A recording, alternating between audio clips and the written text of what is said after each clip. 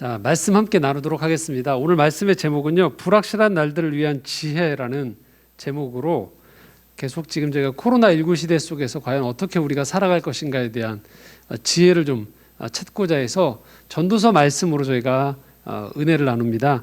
8번째 시간입니다. 즐겁게 살기, 사랑하며 살기라는 제목으로 전도서 9장 1절에서 10절까지의 말씀으로 함께 은혜를 나누고자 합니다. 자, 우리가 살면서요, 우리도 모르게 이런 표현을 쓸 때가 있어요. 이런 마음을 가지게 될 때가 있습니다. 야, 이거 진짜 불공평하다, 이런 생각들을 갖게 돼요. 살다 보면 어떤 사람은 그게 성차별일 수 있어요.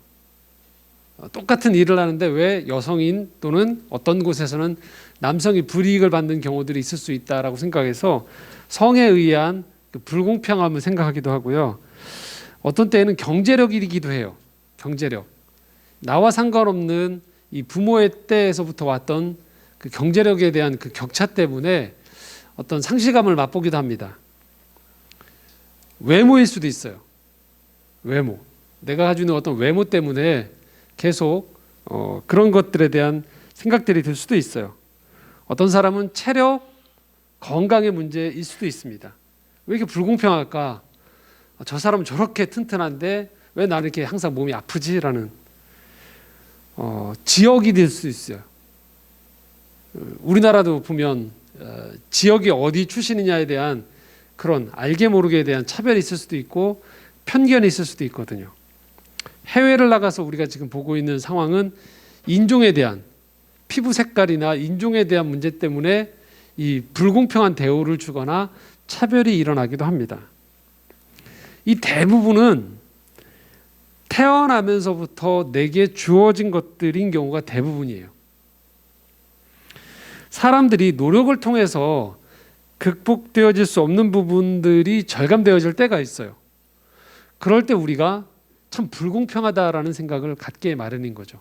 내가 조금만 더 노력을 하면 될 문제라고 생각하면 나에게 좀 더 원인을 돌려서 나를 채찍질하고 조금 더 다짐을 하고 시간 계획을 잘 짜서 이 고비를 넘어갈 수 있다, 이 문제를 넘어갈 수 있다고 생각하는데 그렇지 않은 경우들이 생기는 거죠. 그럴 때 우리도 모르게 이거 참 불공평한데라는 생각들을 갖게 돼요. 자, 그런 생각들을 가진 사람들한테 오늘 굉장히 중요한 질문거리, 그리고 생각할 거리들을 던져주고 있습니다. 2절과 3절을 한번 같이 읽어볼 텐데요. 같이 읽겠습니다. 시작. 모든 사람에게 임하는 그 모든 것이 일반이라.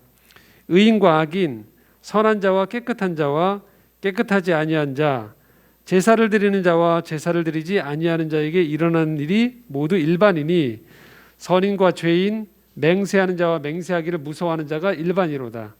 모든 사람의 결국은 일반이라. 이것은 해 아래서 행해지는 모든 일 중에 악한 것이라. 곧 인생의 마음에는 악이 가득하여 그들의 평생에 미친 마음을 품고 있다가 후에는 죽은 자들에게로 돌아가는 것이라. 자, 여기 빨간 글씨로 표시되어 있죠. 자, 모든 사람에게 2절 임하는 그 모든 것이 일반이라 라고 표현하고요. 3절에 모든 사람의 결국은 일반이라. 그리고 또 다른 빨간 그 강조점은 죽은 자들에게로 돌아가는 것이라 라고 써 있어요. 그러니까 우리가 살면서 불공평하다고 여기는 그 사람 편에서도 부정할 수 없는 사실 한 가지가 있다는 거예요. 자, 그게 뭘까요? 다 죽는다는 거예요. 공평하게. 살면서 참 불공평하다고 생각하는데 부인할 수 없는 사실이 다 죽어요. 이건 공평하다는 거예요. 그 사람이 재벌이건 명망가이건 건강했던 사람이건에 상관없이 다 죽어요. 뚜렷한 업적을 남겼던 어떤 위인들, 사람들이 흠모했던 스타들, 성인들, 좀 더 구체적으로 얘기하면 모차르트, 피카소, 성경에 나와 있는 다윗, 바울 어땠죠? 다 죽습니다. 공평하다는 거예요.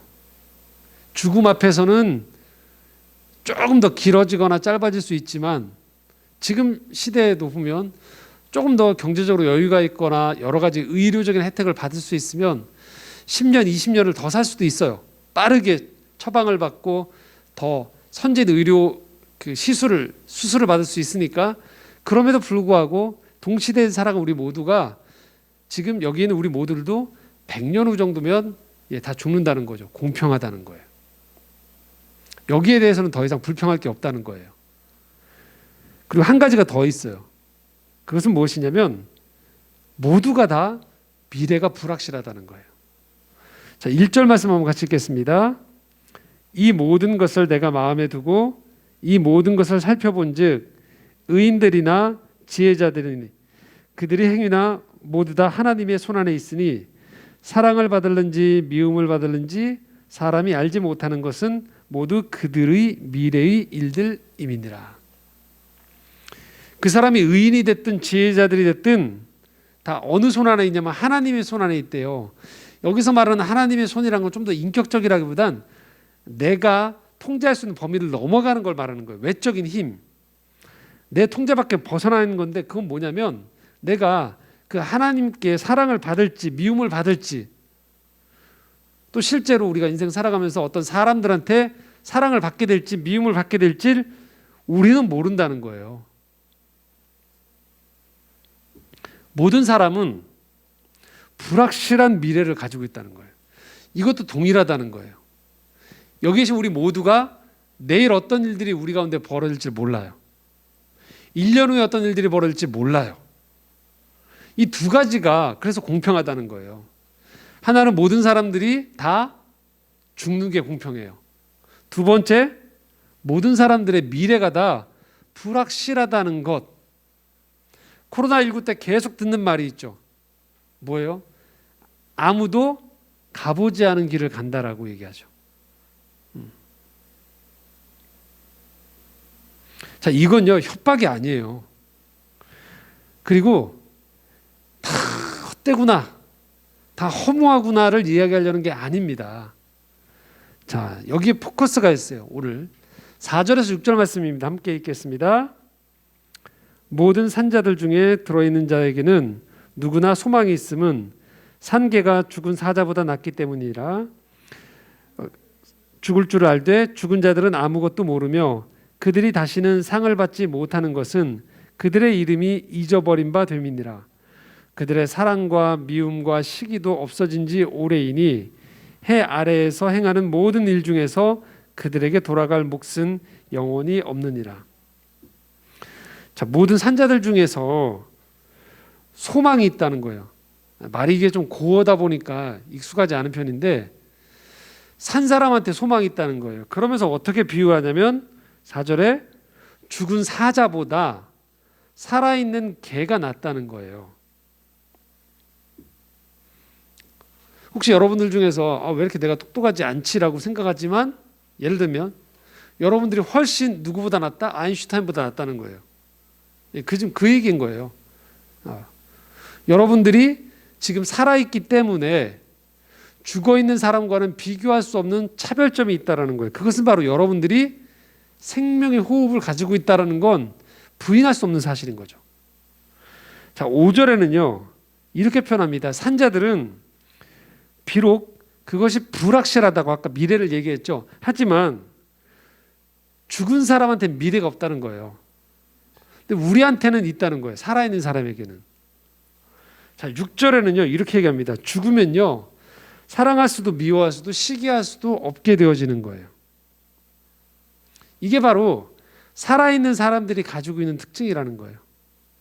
그러니까 지금 전도자 기자는 말하기를 죽음을 얘기하고 불확실함을 얘기하면서 굉장히 염세적으로 보이는 듯한 발언을 합니다. 하지만 여기에 포커스는 살아있는 것의 의미가 어떤지를 지금 다시 한번 강조하고 있는다라는 거예요. 너무 힘들다 사는 게. 인생이 왜 이럴까? 빨리 죽어버렸으면 좋겠다 하는 사람들한테 지금 전도자가 대놓고 이렇게 얘기한다는 거예요. 그래도 살아있는 게 좋은 것이다. 이쯤 되면 힘들어서 확 죽어버렸으면 좋겠다라고 생각하는 사람들에게 전도자가 지금 얼마나 살아있는 게 중요한지에 대해서 강조하는지를 우리가 알 수 있어요. 자, 책 한 권을 좀 소개하려고 하는데요. 좀채 접하기 힘든 직업을 가진 분의 책이에요. 작년에 나왔었는데요. 죽은 자의 집 청소라는 책이에요. 이 사람의 직업이 뭐냐면 유품을 정리해 주는 거예요. 그리고 고독사하거나 혼자 죽어서 그 방치되어 있는 집에 가서 그 집을 다 청소해 주는 사람인 거예요. 이게 이 사람의 직업이에요. 특별히 이 작가가, 이 직업을 가진 이 작가가 가장 많이 접하는 사람들은 당연히 자살한 사람들이에요. 작년 통계청이 발표한 그거에 따르면요, 2019년 통계청의 그 통계 자료에 따르면요, 우리나라의 하루 평균 자살자가 37.8명이래요, 여러분. 그러니까 오늘 뉴스에 안 나와도 몇 명이 죽는다? 30.8명이 하루에 죽는다요. 어마어마한 숫자죠. 인구 10만 명을 기준으로는 28.9명이고요. 30명이 넘는다는 거예요. 이 자살 수치는 OECD 국가 중에서 1위라고 합니다. 우리 국내 사망 원인 중에 5위고요. 그러니까 통계대로 한다면 사실 오늘도 지금 30명 가까운 사람들이 지금 스스로 목숨을 끊는 거예요. 그러니까 남일이 아닌 거예요. 가까운 곳이에요. 그래서 이 작가는 이 죽어 있는 사람들에게 연락을 받거나 가족들이나 어디에 경찰서나 어디서 연락을 받고 거기 치워야 되는 그 청소 역할을 하는 거예요. 죽은 자의 집을 청소하는 사람인 거예요. 홀로 사망한 다음에 오래도록 방치한 사람들의 흔적을 치워주는데요. 여기 굉장히 아이러니한 이야기가 나와요. 가족이나 친지는 발길을 끄는 지 오래여도 채권자들은 채무자의 건강을 악착같이 챙긴대요. 그러니까 죽으면 안 된다는 거예요. 빚을 받아야 되니까. 그러니까 그런 식의 여러 가지 일들을 그 죽어 있는 사람들의 집에 가서 집을 청소하면서 이 사람의 삶이 어떠했는지를 계속 기록에 남겼고, 그게 이제 블로그에도 올리고 책으로 나온 책이었어요. 근데 제가 그 책을 읽다가 여러 에피소드들 중에 어느 날 이분이 전화를 한 통화를 받은 거예요. 근데 뭐라고 전화를 했냐면요, 그 사람이 굉장히 불쑥 이렇게 얘기한 거예요. 착화탄, 그러니까 번개탄 같은 거죠. 이렇게 왜 캠핑 같은 데 쓰는 번개탄 같은 거. 착화탄으로 자살하면 괴롭다는 글을 블로그에 썼던데 진짜인가요? 라고 갑자기 물어본 거예요. 이 작가분이 별로 기분이 안 좋았대요. 뭐 사연도 얘기 안 하고 갑자기 이렇게 물어보니까 장난전화인가 싶고 이렇게 대답을 했답니다. 제가 죽은 게 아니라 잘 모르겠어요.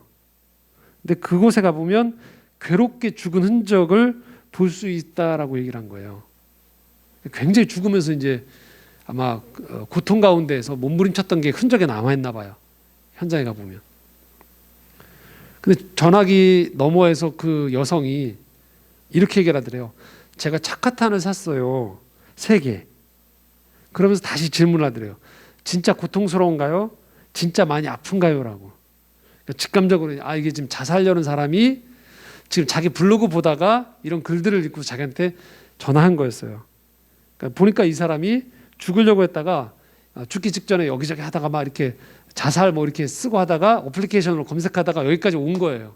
그러니까 죽기 전에 이 사람한테 전화를 해본 거예요. 사는 게 아무 의미가 없고 왜 살아야 하는지 모르겠고 모든 게 괴롭고 그냥 괴롭지 않고 편하면 안 되는지라는 생각들 하다가 맨 마지막 내린 결론이 삶을 지속하지 않는 게 낫다라는 결론을 내렸다라는 거예요. 그러면서 이 여성이 이렇게 얘기했대요. 그러면 고통스럽게 죽지 않는 방법을 좀 알려달라고. 그래서 이 사람이 이렇게 얘기했답니다. 그런 방법은 없습니다라고.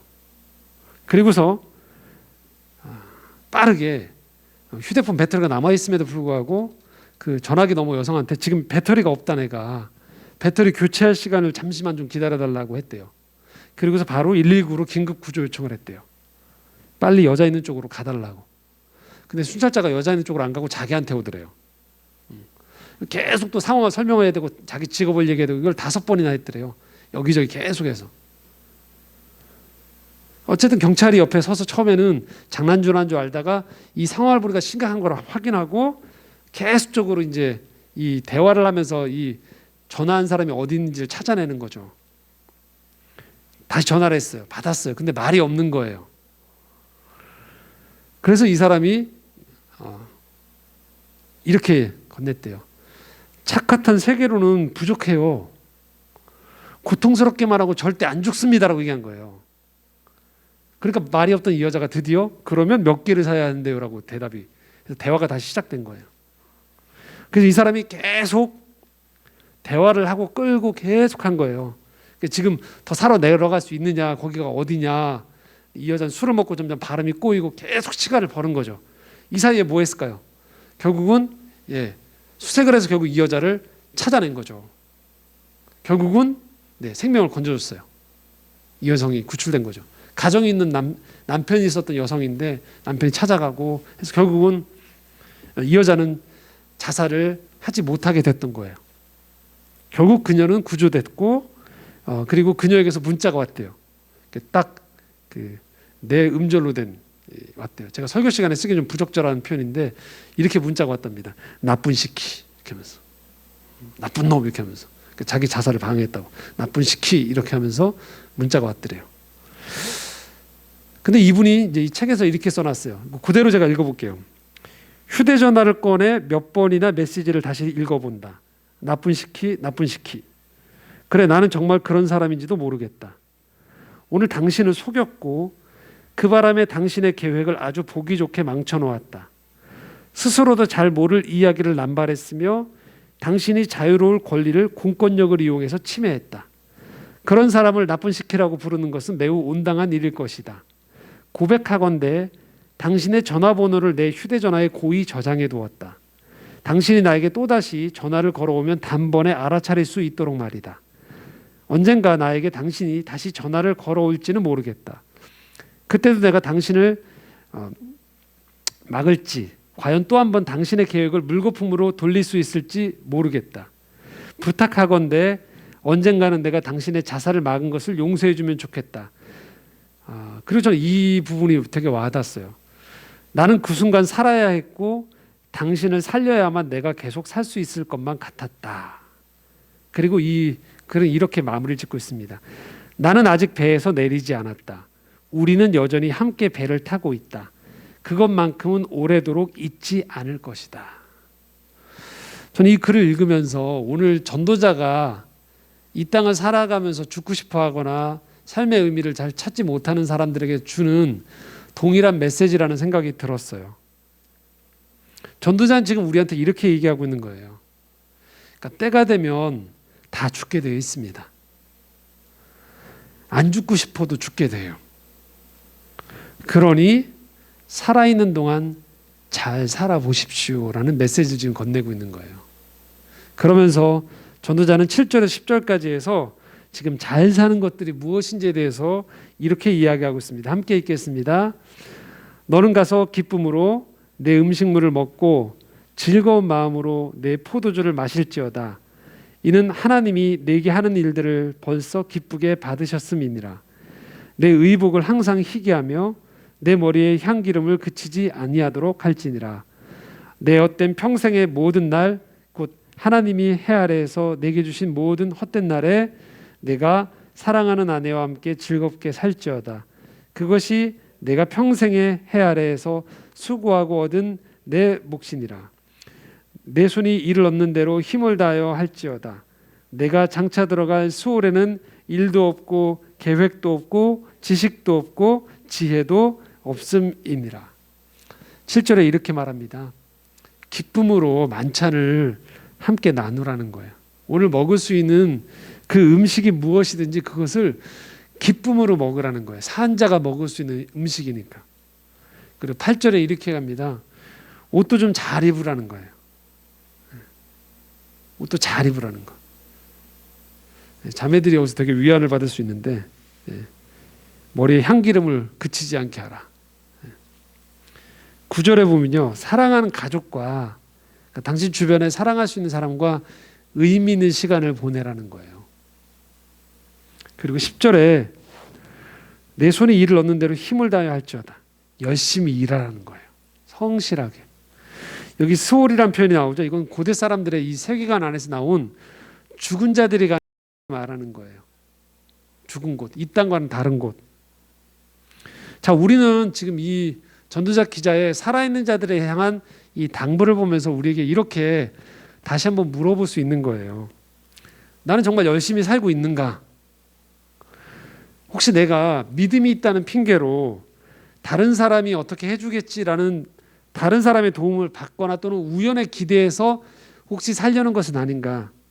스스로에게 물어보라는 거죠.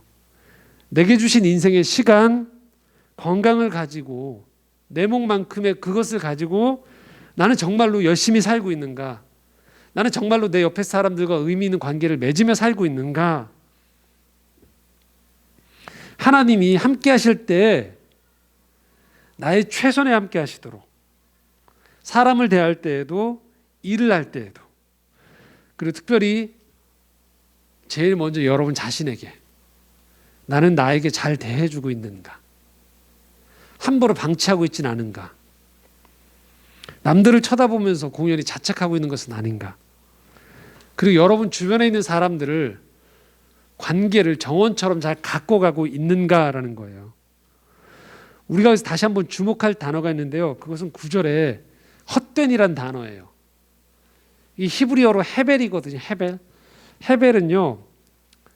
두 가지로 볼 수 있어요. 하나는 정말로 쓸모없다, 무의미하다라는 뜻이 있어요. 또 하나의 의미가 있습니다. 그것은 뭐냐면요. 짧다라는 거예요. 영원의 관점에서 비추었을 때 굉장히 짧을 때 헤벨이라는 표현을 쓰는 거예요. 지금 이 본문 안에서는 쓸데없다는 의미가 아니에요. 9절에서는요. 짧다는 거예요.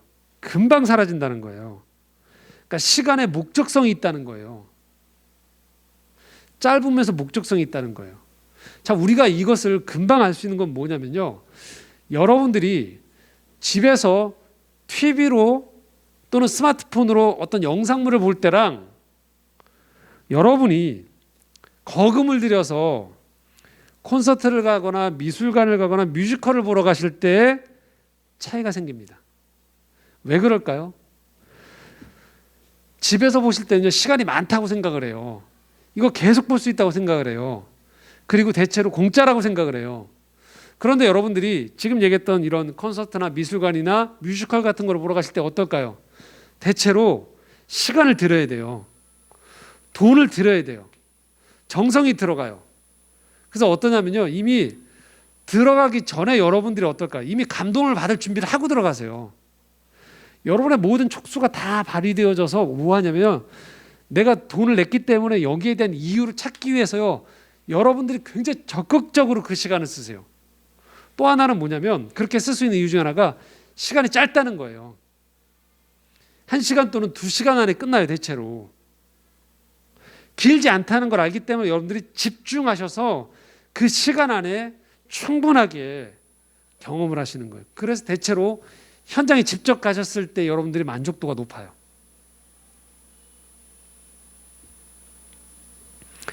우리의 인생을 누군가 툭 하고 그냥 던져준 우연한 그냥 골칫덩어리 꾸러미가 나한테 그냥 왔다라고 생각하면 우리 이걸 그냥 방치해버리게 되는 거예요. 인생의 시간들을요. 그런데 만약 우리 인생의 시간이 누군가가 나에게 정성껏 준 선물이다라고 생각한다면 이 선물을 가지고 있을 시간이 제한되어 있다라고 생각한다면 우리는 조금 더 삶을 다르게 보기 시작할 것입니다. 여러분, 삶은 선물입니다. 하나님이 여러분의 환경이 어떠한 형편 가운데 어떠한 여러 가지 여러분 보시기에 불공평한 것들이란 여긴 것들을 허락했을 여러분에게 그런 것들이 여러분들이 하나님이 주었다라고 생각할지 모르지만 가장 근원적으로 하나님은 여러분에게 제일 좋은 것들을 주셨다라는 거예요. 생명을 이 땅에서 누릴 수 있는 그 시간들과 여러분이 존재를 허락하셨다라는 거예요. 그리고 거기에 하나님이 함께 하신다라는 거예요. 그래서 오늘 우리는 인생이 불확실해 보이고 언젠간 죽을 것이다라는 게 때로는 저주처럼 여겨질 수 있지만 살아있는 이 순간이 또 다른 의미에서는 선물이라는 것들을 잊으면 안 된다라는 겁니다. 짧습니다, 여러분. 금방입니다. 그러니 이 순간을 여러분 소중히 여기시면서 즐겁게 사시라는 거예요. 사랑하며 사시라는 거예요. 누군가가 혹여 여러분의 삶을 망가뜨려 놓았더라도, 그래서 조금 힘들더라도, 복구하는 데 힘들더라도, 그것이 내 부모의 영향이든 인생 살아오면서 어떤 받았던 상처나 실패 때문이든, 그래서 복구하는 시간이 조금 더 걸릴지언정 여러분이 하나님을 믿는 가운데에서 성실히 여러분의 시간을 들여서 복구하려고 노력하면 조금 더 시간이 걸릴지 모르지만 복구할 수 있다는 거예요. 아니, 더 풍성해지고 깊어질 수 있는 것이 인생입니다. 하나님이 여러분과 함께 하시기 때문입니다. 이제 말씀을 마치면서 찬양 하나를 좀 여러분과 나누려고 하는데요. 굉장히 유명한 CCM 찬양입니다. 스티브 커티스 체프만이라는 CCM 가수가 꽤 발표된 지 오래됐어요. I'll be here라는, 내가 여기 있어요라는 이 찬양인데요. 이 스티브 커티스 체프만이 자기 아내한테 청혼을 하면서 불러줬던 노래입니다.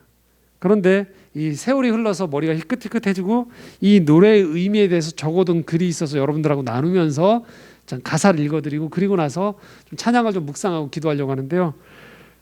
스티브 커티스 체프만이 이렇게 얘기했어요. 저희 부모님께서 30년의 결혼 생활 후에 이혼을 결정하셨을 때 메리 베스와 저는 큰 혼란으로 인해서 마음이 무너져 내렸습니다.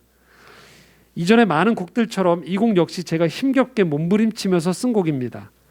곡을 쓰는 가운데에서 과연 우리 부부는 삶의 변화에 따라오게 되는 힘겨운 감정의 밀물과 썰물들을 잘 다스릴 수 있을까?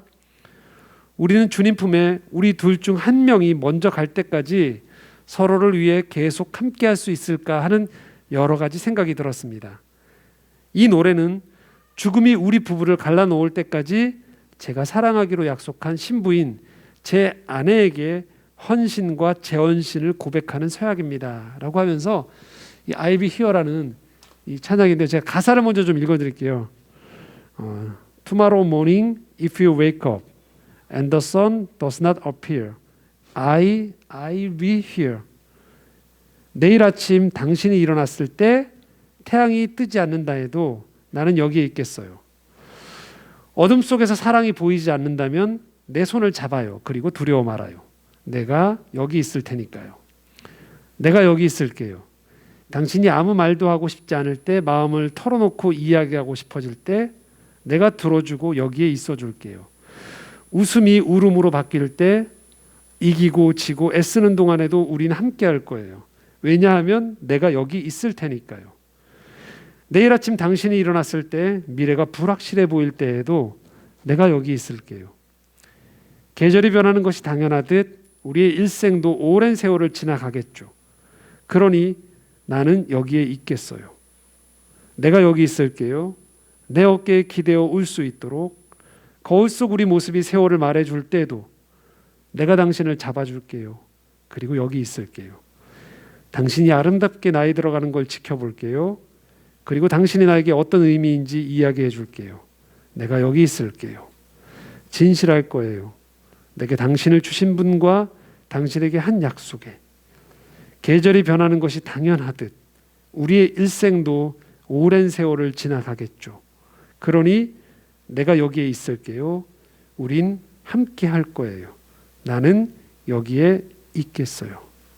I'll be here라는 이 찬양인데요. 한번 여러분 묵상해 보시면서 우리 옆에 살아가는 하나님이 허락하신 인생의 시간 동안에 내 옆에 있는 사람들, 또 나는 어떤 인생으로 내 인생을 살아갈 것인가를 한번 좀 생각해 보실 수 있는, 또 위로가 되시고 여러분들에게 소망을 줄 수 있는 그런 찬양이 되어지기를 바라면서 함께 이 찬양을 잠시 좀 묵상하도록 하겠습니다.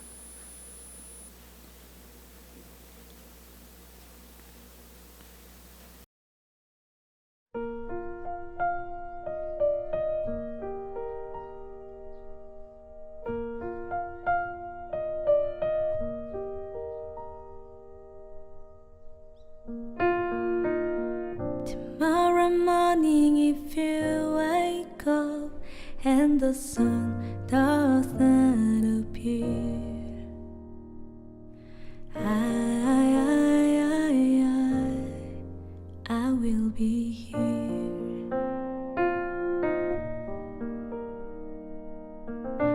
in the dark, you lose sight of love. Hold my hand and have no fear. 'Cause I will be here. I will be here when you feel like being quiet, when you need to speak your mind. I will listen and I will be here when the laughter turns to crying, through the winning, losing and trying, we'll be together. 'Cause I will be here.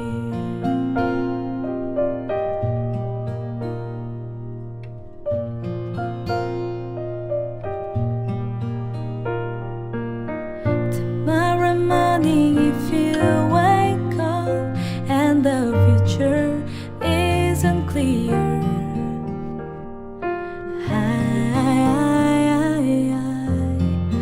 I will be here.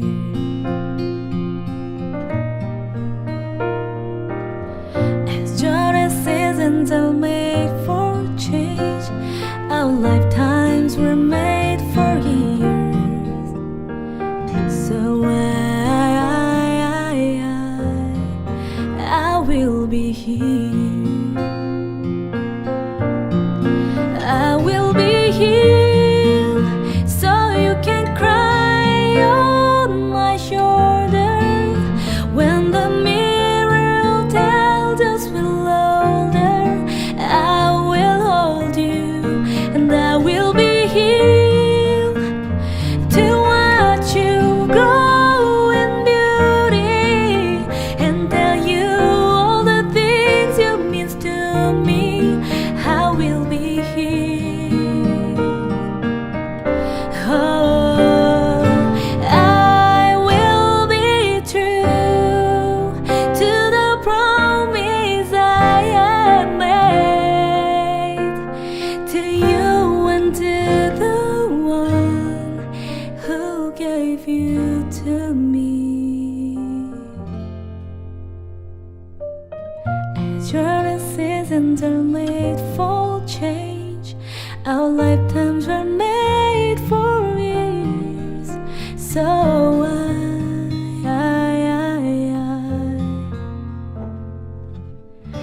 I will be here, we'll be together.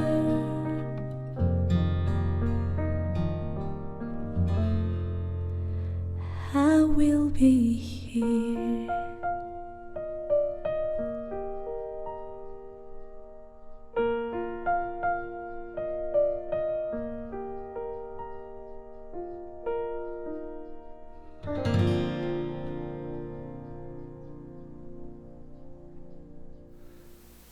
네, 이 불확실한 세상 가운데에서 하나님이 이렇게 말씀하시는 것 같아요. 그러니까 내가 여기 있다라고. 그리고 저는 또 이 말씀을 동일하게 우리가 살아가는 동시대의 우리 옆에 사람들한테 해줄 수 있다고 생각합니다. 그러니까 여러분들이 누군가한테 그 존재로 있어줌이 되어짐을 인해서 누군가가 인생의 고비를 넘어갈 수도 있고요. 또 여러분들이 혹여 지금 지쳐서 주저앉을 것 같다 할 때 여러분 주변에도 사실은 도움의 손길들을 요청하면 여러분들을 도와줄 수 있는 분들이 많습니다. 혼자 자꾸 고립된 그 동굴 속으로 들어갈 때 인생이 홀로 걷는 것 같고 이걸 어떻게 헤쳐나갈까 싶지만 여러분 인생은 하나님 주신 선물임을 기억하시면서 서로에게 옆에 있어줄 수 있고 또 그 순간에 하나님이 우리와 함께 하심을 잊지 않을 때 우리 혼돈스러운 세상 가운데에서 여전히 우리는 감사하는 가운데에서 인생의 길을 끝까지 완주할 수 있을 것입니다. 여러분 모두에게 하나님의 그 축복이 함께 하시기를 기원합니다. 기도하겠습니다.